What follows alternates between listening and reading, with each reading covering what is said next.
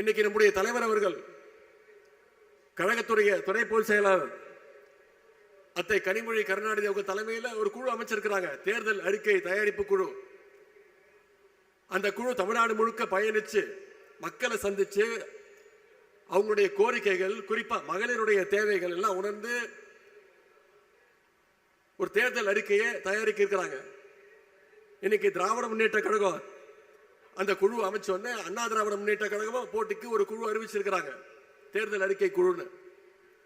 நான் அடிமைகளை பார்த்து கேட்கிறேன், எப்படியும் எங்களுடைய தேர்தல் அறிக்கையை பார்த்து காப்பி அடிச்சு நீங்க தேர்தல் அறிக்கையை விட போறீங்க. அதிமுக என்ன காப்பி பேஸ்ட் பண்ணாலும் பொதுமக்கள், குறிப்பா மகளிர், தமிழ்நாட்டு மகளிர் அவங்களை நம்புவதற்கு தயாராக இல்லை.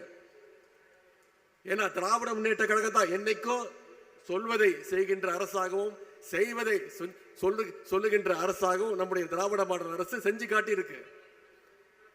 பெண்களுடைய வாழ்க்கை முன்னேற வேண்டும் என்று அவர்களுடைய இடத்திலிருந்து யோசிச்சு பார்த்து உழைக்கின்ற இயக்கம் திராவிட முன்னேற்ற கழகம். எனவே தமிழ்நாட்டு மகளிர் எப்பொழுதுமே கழகத்தின் பக்கம் உறுதியா நிற்பீங்க. அதற்கு இங்க கூடியிருக்கக்கூடிய இந்த கடல் போல கூடியிருக்கக்கூடிய இந்த மாநாடு சாட்சி.